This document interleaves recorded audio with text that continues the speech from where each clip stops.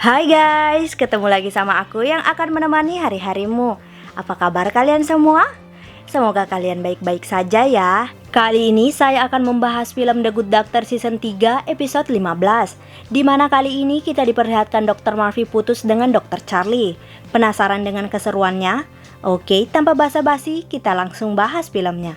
Tapi video ini mengandung spoiler ya. Jika tidak keberatan dengan spoiler, tonton videonya sampai habis.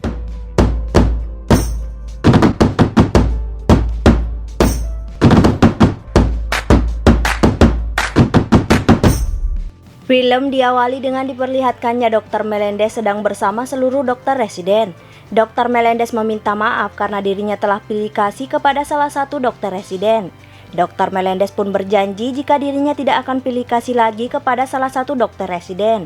Tentu Dr. Melendez melakukan ini semua karena mendapatkan teguran dari Dr. Lim, karena Dr. Lim mendapatkan keluhan dari salah satu residen jika Dr. Melendez pilih kasih terhadap Dr. Brown.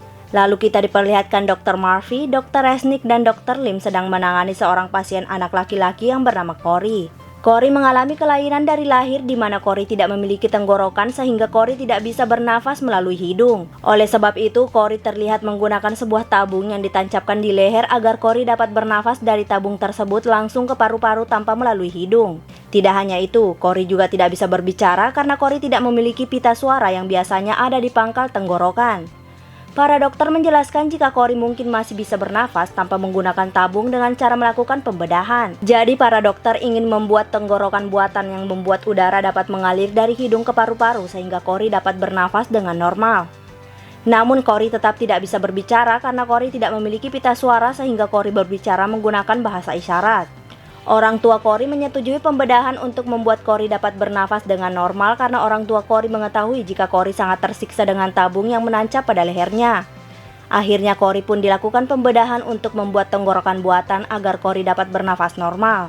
Dr. Lim meminta agar Dr. Resnick lah yang melakukan pembedahan pada leher Cory. Namun saat Dr. Resnick ingin melakukan pembedahan, terlihat jika Dr. Resnick sangat kesulitan untuk melakukan pembedahan.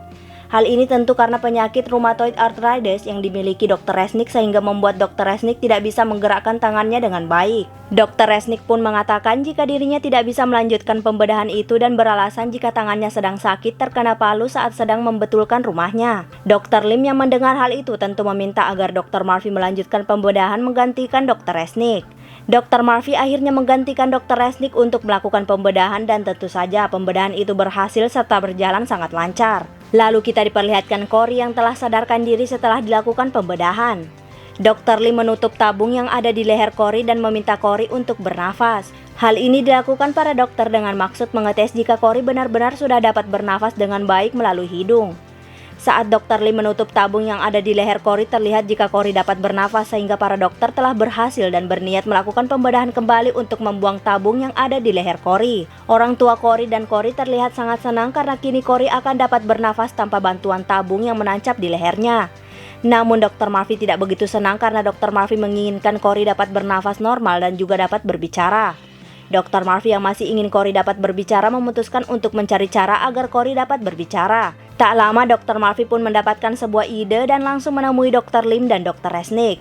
Dr. Murphy menjelaskan jika mereka bisa membuat pita suara buatan yang terbuat dari tulang rawan karena tulang rawan memiliki tekstur yang hampir sama dengan pita suara. Dr. Resnick agak kurang setuju dengan ide Dr. Murphy karena hal itu sama saja akan membongkar pembedahan pembuatan tenggorokan buatan yang telah berhasil mereka lakukan. Jika pembedahan pembuatan pita suara gagal, maka tentu saja Cory tidak akan dapat berbicara sekaligus Cory harus bernafas seumur hidupnya menggunakan tabung. Akhirnya Dr. Lim setuju dengan pendapat Dr. Murphy karena dirinya yakin jika saran Dr. Murphy akan berhasil yang membuat Cory dapat berbicara dan bernafas normal. Para dokter pun akhirnya memutuskan untuk menemui orang tua Cory untuk membicarakan pembedahan pembuatan pita suara untuk Cory. Namun ternyata orang tua Cory menolaknya karena menurut orang tua Cory mereka tidak mau mengambil resiko yang membuat Cory tidak bisa bernafas normal.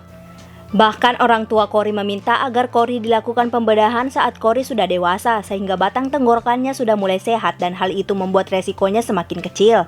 Namun para dokter menjelaskan jika anak-anak dapat belajar berbicara dengan sangat lancar saat anak itu belum berusia 8 tahun. Akan tetapi Cory kini umurnya sudah 10 tahun. Jika mereka tidak segera melakukan pembedahan pada Cory, maka kemungkinan Cory tidak bisa bicara lagi walaupun Cory memiliki pita suara. Namun orang tua Cory tetap tidak setuju karena menurutnya Cory tidak butuh bicara karena Cory sudah dapat bicara dengan bahasa isyarat. Dr. Murphy yang mendengar hal itu tidak setuju dan mengatakan jika Cory akan susah memiliki teman dan juga sulit untuk berkomunikasi dengan orang asing. Dr. Murphy mengatakan hal itu karena Dr. Murphy mempunyai kekurangan yaitu berkomunikasi sama seperti Cory dan Dr. Murphy tidak mau Cory menjadi seperti dirinya yang sulit berkomunikasi. Namun orang tua Cory tetap kekeh dengan keputusannya karena dirinya tidak mau mengambil resiko untuk Cory. Para dokter yang tidak punya pilihan lain akhirnya memutuskan untuk melakukan pembedahan kembali untuk membuang tabung yang ada di leher Cory tanpa membuat pita suara buatan untuk Cory. Namun saat Cory akan dilakukan pembedahan terlihat jika Cory sangat tidak bahagia.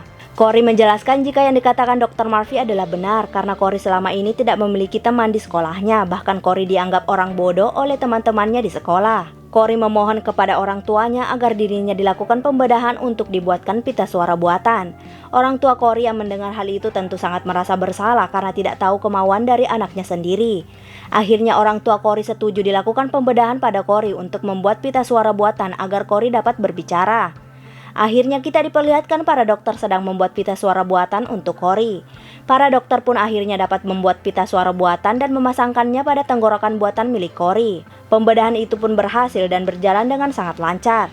Lalu kita diperlihatkan Cory yang sadarkan diri setelah dilakukan pembedahan. Para dokter meminta Cory menutup tabung yang ada di leher Cory untuk mengecek apakah Cory dapat mengeluarkan suara menggunakan mulut. Cory pun menutup tabung yang ada di lehernya dan berusaha mengeluarkan suara dari mulutnya.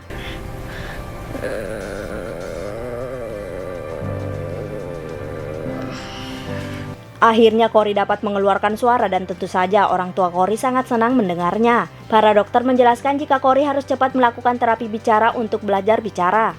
Jadi kini Cory hanya bisa mengeluarkan suara dengan pita suaranya tapi belum mengerti caranya berbicara menggunakan pita suara sehingga Cory harus melakukan terapi bicara untuk belajar bicara. Cory sangat berterima kasih kepada Dr. Murphy karena telah berusaha keras agar dirinya dapat berbicara.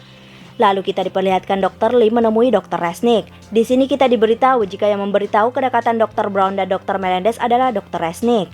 Dr. Lim mengatakan dengan tegas jika dirinya akan memecat Dr. Resnick bila Dr. Lim menilai Dr. Resnick tidak pantas menjadi dokter ahli bedah. Hal ini dikatakan Dr. Lim karena Dr. Lim sangat kecewa melihat Dr. Resnick yang tidak bisa melakukan pembedahan saat menangani Cory. Tidak hanya itu, Dr. Lim juga mengatakan jika keluhan tentang Dr. Brown dan Dr. Melendez tidak akan mempengaruhi penilaiannya terhadap Dr. Resnick jika Dr. Resnick memang tidak pantas menjadi dokter ahli bedah. Dr. Lim pun langsung meninggalkan Dr. Resnick. Di sisi lain kita diperlihatkan Dr. Park dan Dr. Brown sedang menangani seorang pasien yang bernama Fran. Fran mengalami pendarahan yang sangat parah pada lengannya akibat digigit oleh anjing secara brutal dan membuat lengan Fran hancur hingga ke tulang. Para dokter akhirnya memutuskan langsung membawa Fran ke ruang operasi untuk dilakukan pembedahan. Para dokter pun langsung melakukan pembedahan untuk menghentikan pendarahan yang terjadi agar Fran tidak kehabisan darah. Namun para dokter belum mau memperbaiki tangan Fran sebelum Fran menyetujuinya. Pembedahan untuk menghentikan pendarahan Fran pun berhasil dan berjalan dengan sangat lancar. Lalu kita diperlihatkan Fran yang sadarkan diri setelah dilakukan pembedahan. Para dokter menjelaskan jika mereka telah menghentikan pendarahan Fran yang sangat parah. Namun para dokter harus melakukan pembedahan lagi untuk memperbaiki tulang yang hancur, saraf yang rusak, dan juga kulit yang robek. Fran meminta agar para dokter menyembuhkan dirinya karena tangannya adalah sumber penghasilannya karena Fran adalah seorang pemadam kebakaran. Akhirnya para dokter pun memutuskan untuk melakukan CTI terlebih dahulu sebelum melakukan pembedahan. Lalu kita diperlihatkan Dr. Park dan Dr. Brown sedang melakukan CTI pada Fran. Saat mereka sedang melakukan CTI, Dr. Brown mengatakan jika dirinya sangat kecewa dengan orang yang telah melaporkan kedekatan dirinya dengan Dr. Melendez. Dr. Park yang mendengar hal itu mengatakan jika dirinya lah yang telah melaporkan kedekatan Dr. Brown dan Dr. Melendez. Jadi di sini kita diberitahu jika yang melaporkan kedekatan Dr. Brown dan Dr. Melendez adalah Dr. Park dan Dr. Resnick. Mendengar hal itu tentu Dr. Brown sangat kecewa dengan Dr. Park. Dr. Park menjelaskan jika dirinya sangat merasakan bahwa Dr. Melendez memberikan perlakuan khusus kepada Dr. Brown saat berada di rumah sakit. Tentu Dr. Brown membantah hal itu dan mengatakan jika dirinya tidak mendapatkan perlakuan khusus dari Dr. Melendez. Dr. Park tidak mempedulikan perkataan Dr. Brown dan fokus melakukan CTI. Setelah mereka melakukan CTI, Dr. Park dan Dr. Brown pun melakukan pembedahan dan tentunya ditemani oleh Dr. Melendez. Namun saat melakukan pembedahan untuk memperbaiki lengan Fran, terlihat kini Dr. Melendez selalu mendukung semua pekerjaan Dr. Park daripada Dr. Brown. Tentu hal ini dilakukan Dr. Melendez agar dirinya tidak disangka pilih kasih lagi terhadap Dr. Brown. Hal ini membuat Dr. Brown sangat kecewa dengan Dr. Melendez. Setelah melakukan pembedahan, Dr. Melendez langsung menemui Dr. Brown. Dr. Melendez mengatakan jika mereka berdua sebaiknya tidak terlalu dekat karena sebaiknya Dr. Melendez tidak dekat dengan semua dokter residen di luar kantor. Tentu Dr. Melendez mengatakan itu karena dirinya tidak mau kedekatan mereka membuat sikapnya menjadi tidak profesional dan terkesan pilih kasih. Dr. Brown menjelaskan jika mereka berdua hanya bersahabat dan kegiatan mereka di luar kantor hanya sekedar lari bersama. Dr. Brown juga mengatakan jika dirinya sudah bisa melupakan kesedihannya dengan bersahabat dengan Dr. Melendez. Namun Dr. Melendez tetap kekeh dengan keputusannya dan langsung meninggalkan Dr. Brown. Esoknya kita diperlihatkan Dr. Park dan Dr. Brown sedang menangani Fran yang sedang beristirahat setelah dilakukan pembedahan. Para dokter pun meminta Fran untuk mengangkat tangannya untuk mengecek jika lengannya sudah diperbaiki dengan baik. Namun ternyata Fran tidak bisa mengangkat tangannya, bahkan tidak bisa merasakan tangannya saat disentuh. Akhirnya Dr. Park dan Dr. Brown memutuskan untuk menemui Dr. Melendez untuk berdiskusi. Terlihat jika ternyata ada beberapa syaraf yang tidak menyatu sehingga Fran tidak bisa mengangkat tangannya. Dr. Park memberikan saran untuk membuat suatu sambungan dari silikon untuk menyatukan syaraf yang dimana syaraf itu akan tumbuh dengan sendirinya mengikuti silikon sehingga dapat tersambung. Namun Dr. Brown menolak hal itu karena menurut Dr. Brown syaraf tidak akan bisa tumbuh dengan sendirinya jika kerusakan syaraf yang sangat parah. Mereka berdua pun berdebat hebat dan saling tidak mau kalah. Dr. Melendez akhirnya memutuskan untuk mengikuti saran dari Dr. Park karena menurut Dr. Melendez ide Dr. Park kemungkinan besar akan berhasil. Pembedahan pada Fran pun dilakukan kembali agar Fran dapat menggerakkan tangannya. Saat dilakukan pembedahan terlihat Dr. Brown dan Dr. Park mencoba membantu pembedahan. Namun Dr. Melendez menolaknya dan lebih memilih mengerjakannya sendiri. Hal ini Dr. Melendez lakukan karena tidak mau jika Dr. Park dan Dr. Brown merasa jika Dr. Melendez pilih kasih terhadap salah satu dari mereka. Akhirnya pembedahan itu pun berhasil dan berjalan dengan sangat lancar. Lalu kita diperlihatkan Fran yang telah sadarkan diri setelah dilakukan pembedahan. Kini Fran sudah bisa merasakan tangannya bila disentuh dan butuh beberapa bulan agar tangan Fran bisa pulih sampai syaraf benar-benar menyatu. Tentu Fran yang mendengar hal itu sangat senang. Malamnya Dr. Brown sedang bersama dengan Dr. Melendez di suatu kafe. Dr. Brown mengatakan jika Dr. Melendez benar-benar sudah berubah padahal mereka berdua hanya bersahabat. Dr. Brown merasa jika mereka berdua bisa bersahabat dan tetap bekerja profesional tanpa pilih kasih. Awalnya Dr. Melendez menolak hal itu, namun Dr. Melendez menyadari jika mereka tetap bisa bersahabat dan tetap bekerja profesional tanpa pilih kasih. Akhirnya mereka berdua pun kembali menghabiskan waktu bersama. Di sisi lain kita diperlihatkan Dr. Charlie bertemu dengan Lea di lift rumah sakit karena kini mereka berdua telah bekerja di rumah sakit yang sama. Tentu pertemuan itu sangat canggung. Dr. Charlie menjelaskan jika dirinya tidak masalah jika Lea tetap bersahabat dengan Dr. Murphy karena Dr. Charlie tahu jika Dr. Murphy tidak mungkin berbohong jika suka sama orang lain. Terlihat jika Dr. Charlie kini sudah dapat mengerti jika Dr. Murphy dengan Lea hanya sebatas sahabat. Malamnya kita diperlihatkan Dr. Murphy sedang bersama dengan Dr. Charlie di suatu bar. Tanpa sengaja ternyata mereka bertemu dengan Lea dan pacar barunya yang bernama Teddy. Akhirnya mereka berempat memutuskan untuk bernyanyi bersama di atas panggung. Terlihat mereka berempat sangat senang bernyanyi bersama. Namun ternyata saat mereka bernyanyi, Dr. Murphy dan Lea terlihat sangat asik sendiri tanpa memperdulikan pasangan mereka masing-masing. Tentu Dr. Charlie yang melihat itu sangat kecewa dan tetap menutupi perasaan kecewanya terhadap Dr. Murphy. Esoknya di rumah sakit, Dr. Charlie menemui Dr. Murphy. Ternyata Dr. Charlie langsung meminta putus kepada Dr. Murphy karena menurut Dr. Charlie mereka berdua sudah tidak bisa bersama lagi.